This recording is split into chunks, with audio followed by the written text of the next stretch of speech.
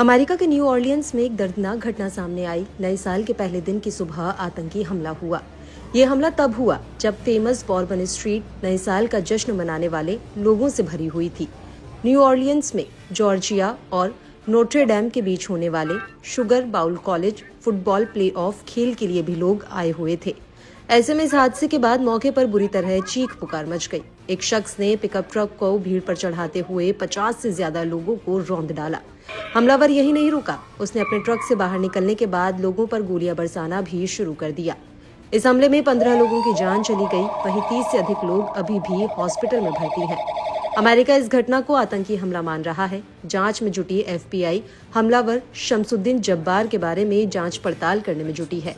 FBI को लगता है कि इस घटना के लिए कुछ और लोग भी जिम्मेदार हो सकते हैं। एजेंसी का कहना है कि इस घटना में इस्तेमाल हुए फोर्ड ट्रक का जो पहले का वीडियो मिला है, उसमें 3 आदमियों और एक महिला को वाहन में IED रखते देखा जा सकता है। इस घटना से न सिर्फ अमेरिका ही बल्कि पूरी दुनिया सकते में है, खासकर तब जब आरोपी की पहचान एक अमेरिकी नागरिक के रूप में हुई है। ट्रक के ड्राइवर को अमेरिकी की पुलिस ने मौके पर ही मुठभेड़ में मार गिराने का दावा किया है। एजेंसी ने जब्बार के ट्रक पर आतंकी गुट ISIS का झंडा मिलने की बात कही है। जब्बार के न्यू ऑर्लियंस में हमले की वजहों का अब तक पता नहीं चला है। FBI ने ट्रक सवार हमलावर की पहचान 42 साल के शमसुद्दीन जब्बार के तौर पर की है। वह टेक्सास का रहने वाला था। जब्बार ने अपनी पढ़ाई जॉर्जिया स्टेट यूनिवर्सिटी से की। उसे यहाँ से बैचलर डिग्री हासिल हुई थी। वो रियल एस्टेट का एजेंट था।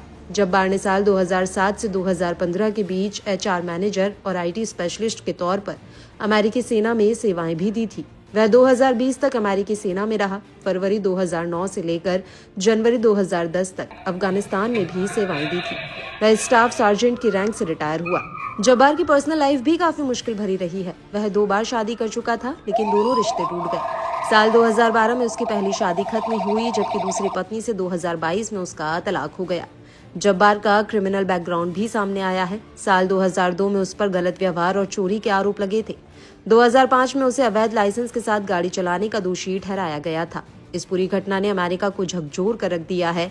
अमेरिकी राष्ट्रपति जो बाइडेन ने कहा है कि FBI को हमले से पहले जब्बार सोशल मीडिया पर पोस्ट किए गए वीडियो मिले हैं। इन वीडियो में उसने खुद को इस्लामिक स्टेट से प्रेरित बताते हुए हमला करने की बात कही है।